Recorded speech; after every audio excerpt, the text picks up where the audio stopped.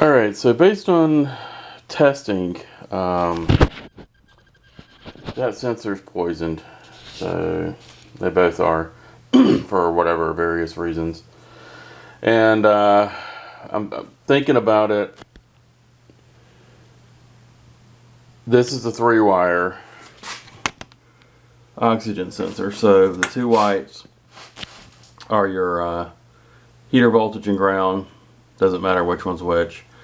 And then the black wire is the voltage output from the tip of the sensor. That actually produces voltage based on the presence of oxygen when it's, at a certain temperature. So the 3-wire is grounded through the exhaust. So when you're talking up to 1.2 volts being created and then being grounded back through to create the circuit, there's a lot of chances for there to be an issue with the ground path with it being through the exhaust. Not only that, the response time is slower on a 3-wire because of the potential variance. There's a lot of potential resistance through the exhaust system. So the voltage changes by the sensor based on the amount of fuel being burned. The sensor fluctuates slower. So the ECU is a little slower to respond. You may have more lean and more rich situations averaging out over time, and due to that, newer ECUs that support ODB2 have a 4-wire sensor, and that is what I am thinking of upgrading to. So here's a 4-wire. Everything is identical on the sensor, except that this gray wire is an ECU ground for the sensor tip. So you have a direct circuit across these 2 wires to measure voltage. Imagine connecting this wire to your multimeter, connecting this through an axle tube, and then sticking your ground probe on the other end.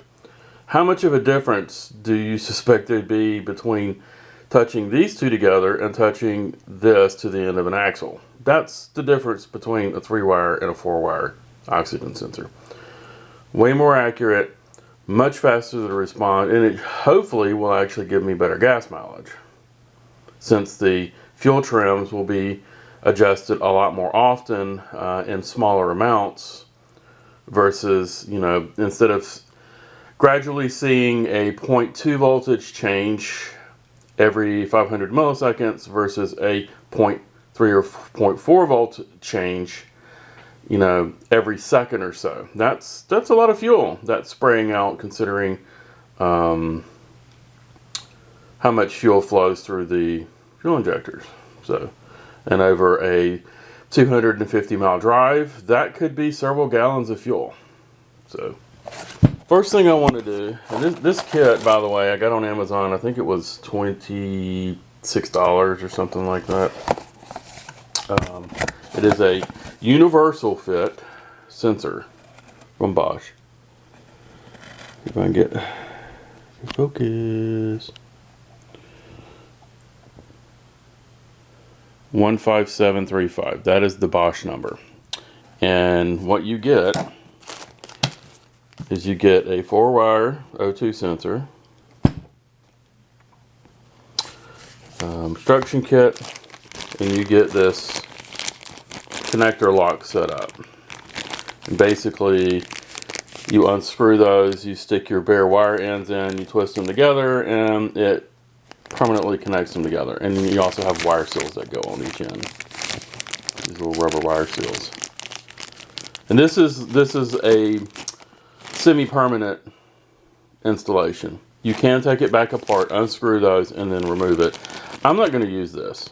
I mean, I might use it for something else, but I'm actually going to make the other sensor. I'm going to cut it like this, make a pigtail off of it, and then I'm going to put an interconnect on it, another connector, a standard 4-wire connector. So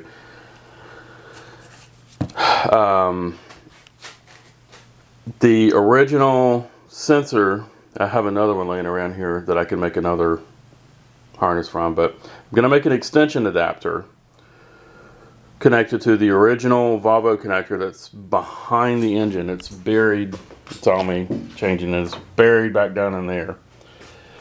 I'm going to leave that connected, and instead of routing it around this side, I'm going to route it around and up, and I'm going to put an interconnect right down there where that cable restraint is bolted to the block right there, right here. That way I have access to that from the front. I can get the oxygen sensor, which is right down there.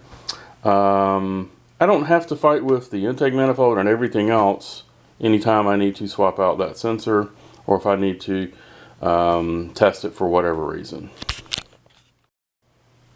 Alright, so let's compare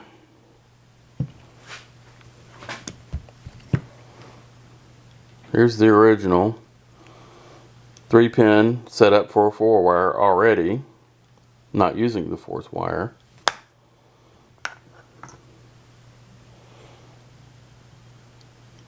The body of the sensor actually has a provision for ground. It doesn't have one. And if you put them side by side, take this protective cap off, they look very similar. But if you'll notice, the exhaust vents that let the exhaust through are actually slits in the body on the original one, whereas this 4-wire actually sniffs from the end. This is actually more accurate than that. But other than that, it's pretty much identical. Direct swap. So here's the old one. It's actually got a nick right there. Cut that one off in the trash. This is the retaining bolt. The wire clip that was on the block actually fell apart. It was so rusty, so we'll get rid of that. Keep the bolt. Now we have factory harness jumper extension that we need to wire into this, except we're missing a ground. So this is going to have to come out. So we'll have a 4-wire male female plugged together, and then there on this side there will be a separate ground wire that's going to come out that we'll have to route over to the ground block.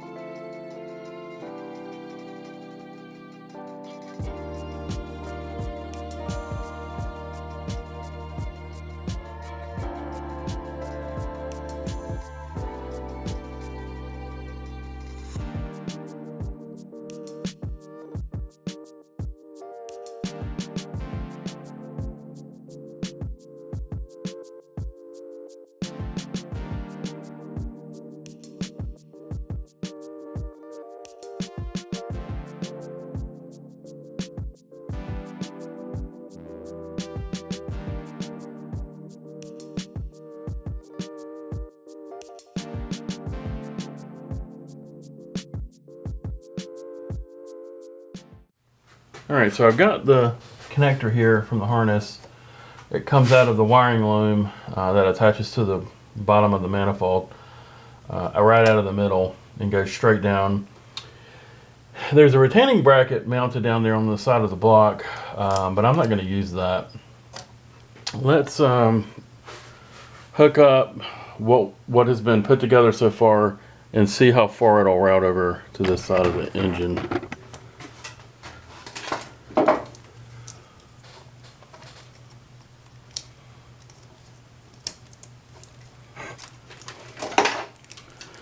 So, I mean, yeah, as you can see, instead of going all the way down and around, we can actually come around the side of the engine up here, and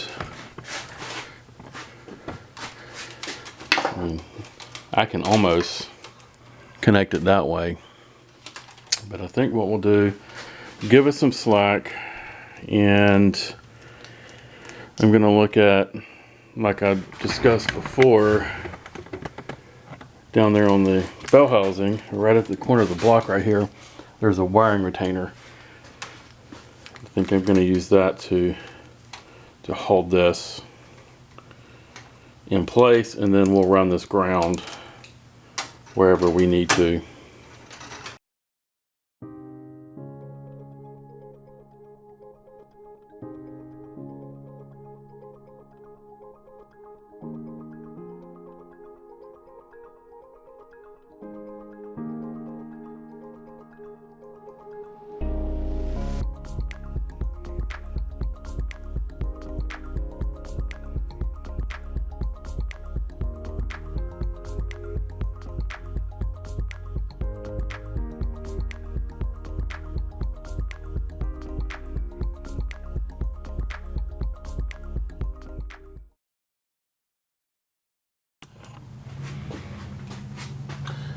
Okay, so we've got that secured down there, and right down here on top of this manual transmission, there's a tab here. I'm going to zip tie the harness here, as well as the ground wire.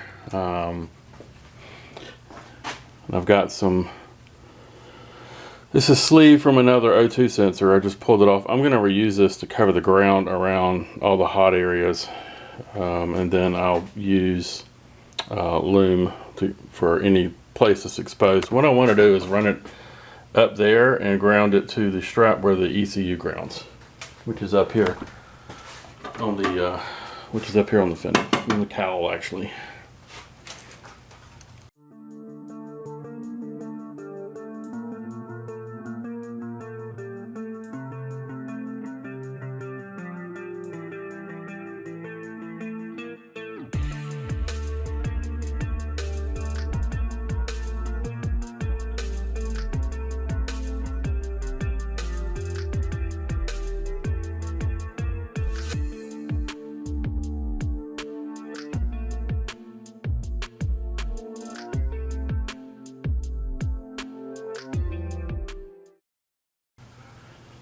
Well, I think everything is good to go.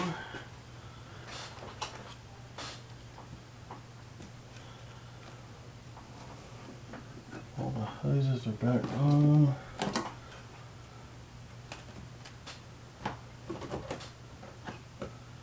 All right.